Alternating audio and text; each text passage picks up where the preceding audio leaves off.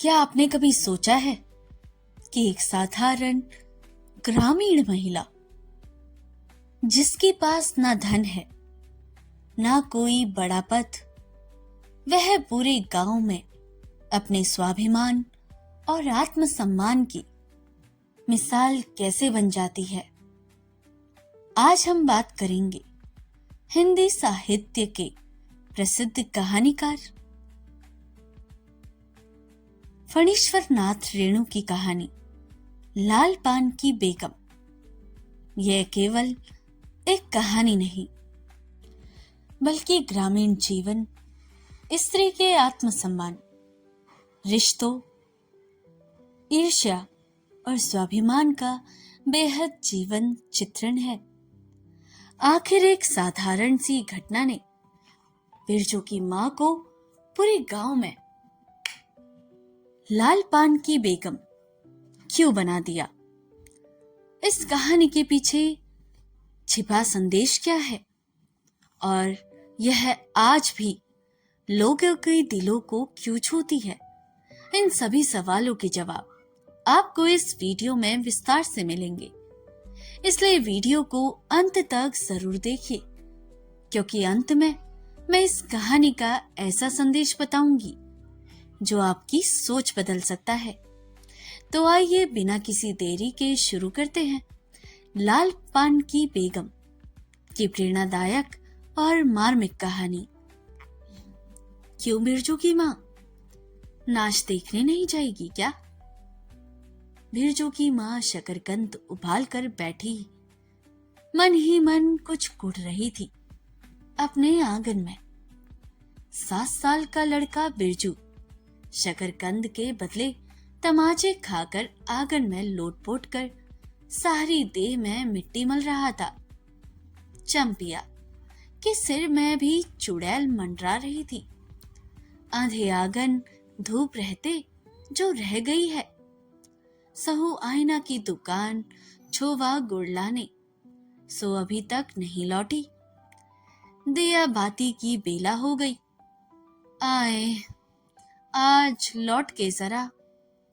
बागड़ बकड़े की देह में कुकुर माछी लगी है, इसलिए बेचारा बागड़ रह रह कर कूदफान कर रहा है।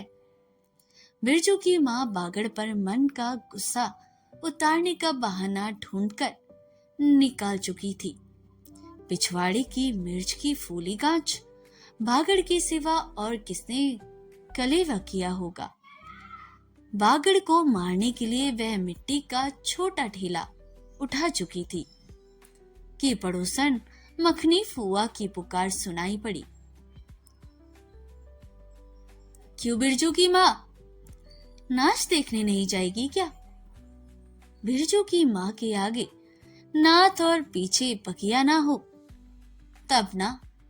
फुआ गर्म गुस्से में पूछी नुकीली बात फुआ की देह में धस गई और बिरजू की मां ने हाथ के ठेले को पास ही फेंक दिया। बेचारे बागड़ को कुकुर माछी परेशान कर रही है। आहा आए आए हुर्र, आ बिरजू ने लेटे ही लेटे बागड़ को एक डंडा लगा दिया। बिरजू की मां की इच्छा हुई कि जाकर उसी डंडे से बिरजू का भूत भगा दे, किंतु नीम के पास खड़ी पन भरनियों की खिलखिलाहट सुनकर वह रुक गई। बोली, ठहर, तेरे बप्पा ने बड़ा हद छुटा बना दिया है। तुझे बड़ा हाथ चलाता है लोगों पर। ठहर। मखनी फुआ नीम के पास झुकी कमर से घड़ा उतार कर पानी भर लौटती पन भरनियों में बिरजू की मां की बहकी हुई बात का इंसाफ करा रही थी। जरा देखो तो इस बिरजू की मां को 4 मन पाट का पैसा क्या हुआ?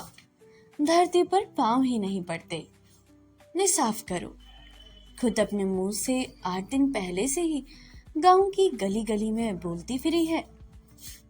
हाँ, इस बार बिरजू के पप्पा ने कहा है कि बैलगाड़ी पर बिठाकर बलरामपुर का नाच दिखा लाऊंगा।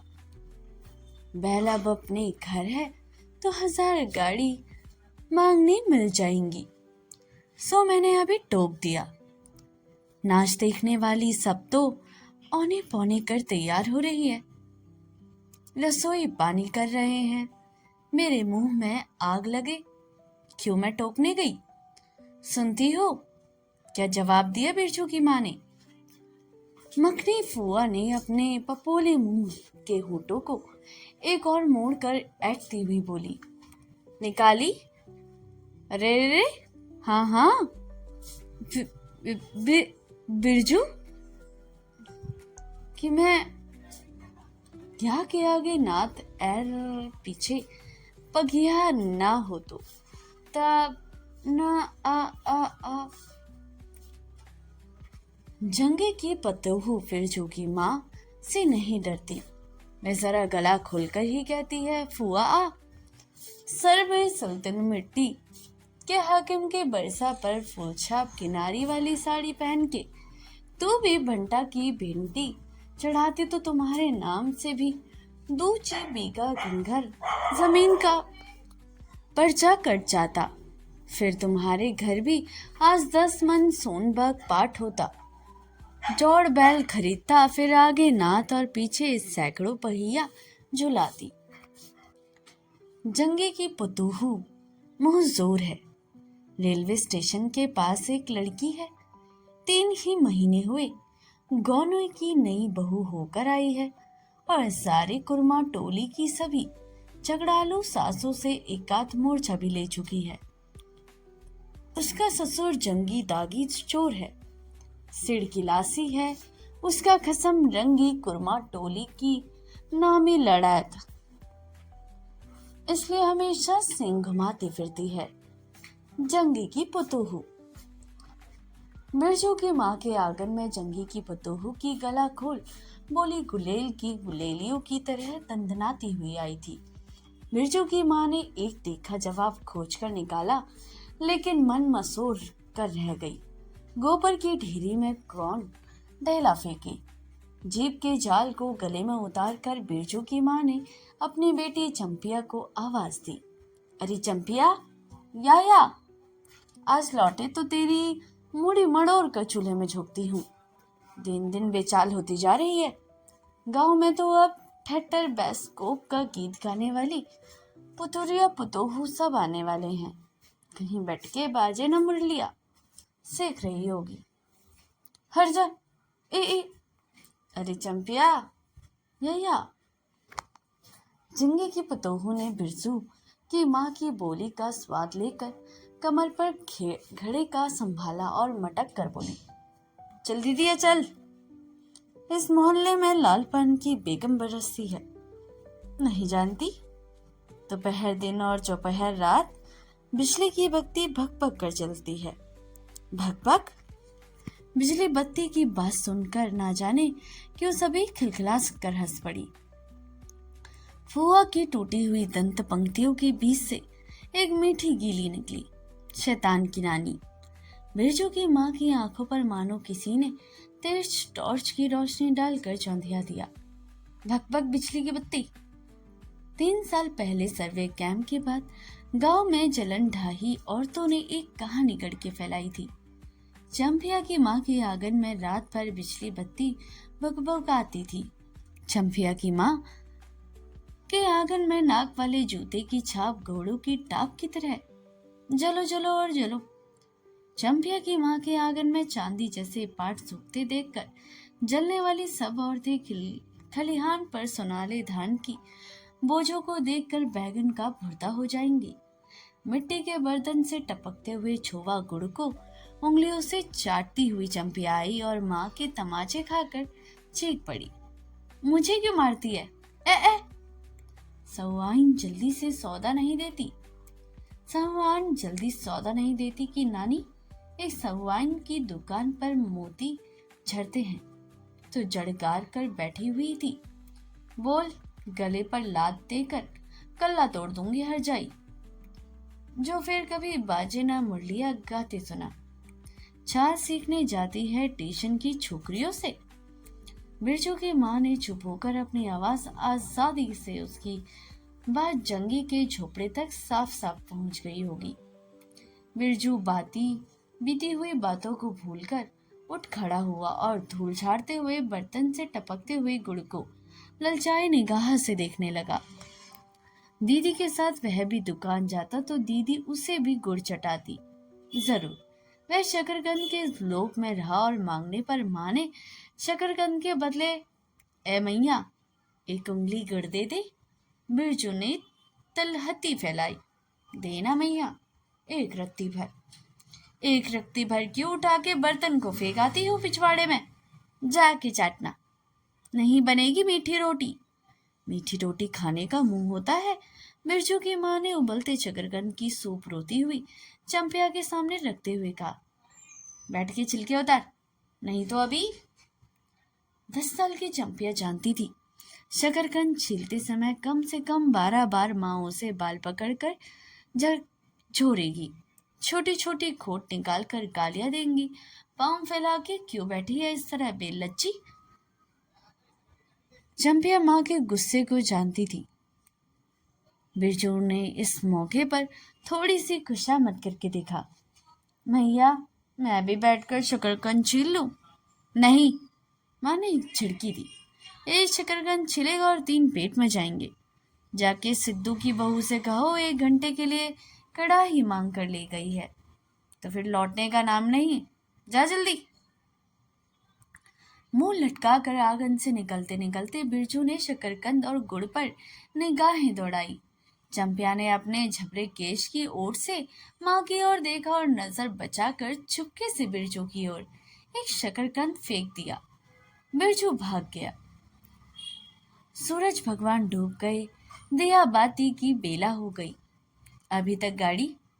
चंपिया बीच में ही बोल उठी, कोयरी टोले में किसी ने गाड़ी नहीं दी है मैया। बप्पा बोले, माँ से कहना सब ठीक ठाक करके तैयार रहे। मलदहिया टोली के मिजियान की गाड़ी लेने जा रहा हूँ। सुनते ही बिरजू की माँ का चेहरा उतर गया। लगा छाते की कमानी उतर गई घोड़े से अचानक। कोयले टोले में किसी ने गाड़ी मांगनी नहीं दी, तब मिल चुकी गाड़ी। जब अपने गांव के लोगों की आंख में पानी नहीं तो मलदहिया टोली के मिजियान की गाड़ी का क्या भरोसा। न 3 में न 13 में क्या होगा शकरकंद छील कर रख दे उठा के। यह मर्द नाच दिखाएगा। बैलगाड़ी पर चढ़कर नाच दिखाने ले जाएगा। चढ़ चुकी बैलगाड़ी पर, देख चुकी जी भर नाच। पैदल चलने वाली सब पहुंचकर पुरानी हो चुकी। बिरजू छोटी कढ़ाई सिर पर औंधा कर वापस आया। देख दे दिया, मल टेरी टोपी, इस पर 10 लाठी मारने पर भी कुछ नहीं होता। चंपिया चुपचाप बैठी रही, कुछ नहीं बोली, जरा सी मुस्कुराई भी नहीं। बिरजू ने समझ लिया मैया का गुस्सा भी उतरा नहीं है पूरे तौर से। बढ़ैया के अंदर से बागड़ की बाहर भागती हुई बिरजू की माँ बड़बड़ाई, कल ही पंचकौड़ी कसाई के हवाले करती हूँ। राक्षस तुझे हर चीज में मुंह लगाएगा। चंपिया बांध दे बागड़ को, खोल दे गले की घंटी। हमेशा टुनर टुनर, मुझे जरा नहीं सुहाता है। टुनर टुनर सुनते ही बिरजू की सड़क से जाती हुई बैलगाड़ियों की याद हो गई। अभी बबुआन टोले की गाड़ियां नाच दिखाने जा रही थी। झुनर झुनर बैलों की झुमकी तुमने सुनी? बेसी बकबक मत करो। बागड़ के गले से झुमकियां खोलती बोली चंपिया। चंपिया डाल दे चूल्हे में पानी। बब्बा आवे तो कहना कि अपने उड़न जहाज पर चढ़कर नाच देख आए। मुझे नाच देखने का शौक नहीं। मुझे जगाइयो मत कोई, मेरा माथा दुख रहा है। बढ़ैया के उसारे पर बिरजू ने फिसफिसिया के पूछा, क्यों दीदिया, नाच में उड़न जहाज भी उड़ेगा?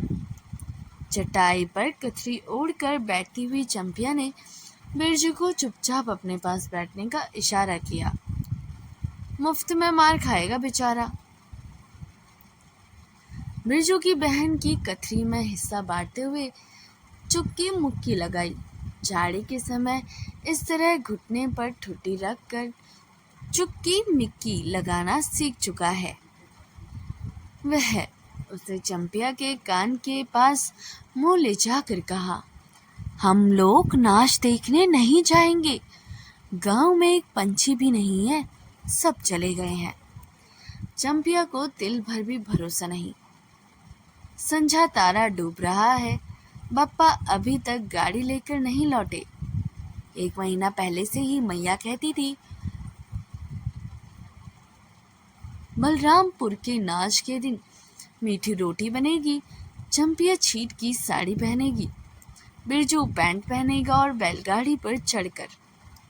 चंपिया की भीगी पलकों पर एक बूंद आंसू आ गए। बिरजू का भी दिल भर आया। उसे मन ही मन में इमली पर रहने वाले जीन बाबा को एक बैगन कबूला। गांच का सबसे पहला बैगन। उसे खुद जिस पौधे को रोपा है, जल्दी से गाड़ी लेकर बब्बा को भेज दो। जिन बाबा। मेड़िया के अंदर बिरजू की माँ चटाई पर पड़ी करवटें ले रही थी। पहले से किसी बात का मंसूबा नहीं बांटना चाहिए किसी को। भगवान ने मंसूबा तोड़ दिया।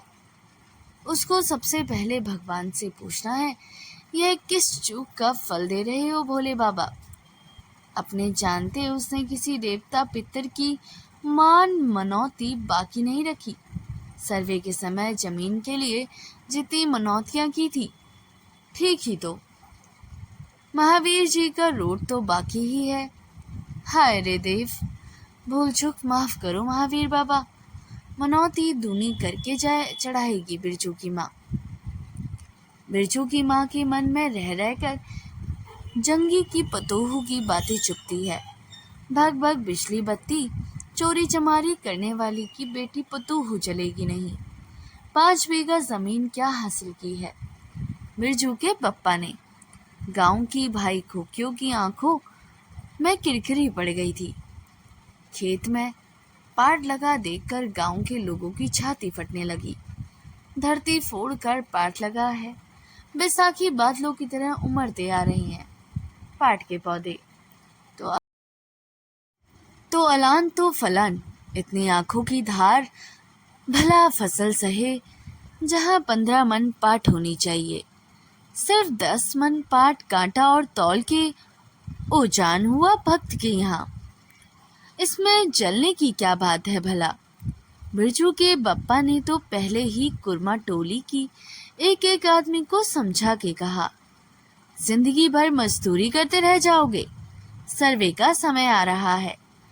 लाठी कड़ी करो तो 2-4 बीघे जमीन हासिल कर सकते हो। सो गांव की किसी पुस्त खौकी का पतार सर्वे के समय बाबू साहेब के खिलाफ खासा भी नहीं। बिरजू के बप्पा को कम सहना पड़ा है। बाबू साहब गुस्से से सरकट नाच के बाघ की तरह उमड़ते रह गए। उनका बड़ा बेटा घर के आग लगाने की धमकी देकर गया। आखिर बाबू साहब ने अपने सबसे छोटे लड़के को भेजा। बिरजू की माँ को मौसी कह के पुकारा। ये जमीन बाबूजी ने मेरे नाम से खरीदी थी। मेरी पढ़ाई लिखाई इसी जमीन की उपज से चलती है। और भी कितनी बातें खूब मोहना जानता था। उतना जरा सा लड़का, जमींदार का बेटा की। चंपिया, बिरजू सो गया क्या? यहाँ आजा बिरजू, अंदर। तू भी आजा चंपिया, भला आदमी आए तो एक बार आजा। बिरजू के साथ चंपिया अंदर चली गई। ठिबरी बुझा दे, बप्पा बुलाए तो जवाब मत देना, खपची गिरा दे। भला आदमी रे, भला आदमी। मुंह देखो जरा इस मर्द का। बिरजू की माँ दिन रात मंझाना देती रही तो ले चुके थे जमीन। रोज आकर माथा पकड़ के बैठ जाएं, मुझे जमीन नहीं लेनी है बिरजू की माँ, मजूरी ही अच्छी, जवाब देती थी बिरजू की माँ खूब सोच समझ के। छोड़ दो, अब तुम्हारा कलेजा ही स्थिर नहीं होता है तो क्या होगा। जोरू जमीन जोर के, नहीं तो किसी और के। बिरजू के बाप का बहुत तेजी से गुस्सा चढ़ता ही जाता है। बिरजू की माँ का भाग ही खराब है, जो ऐसा गोबर गणेश घरवाला उसे मिला।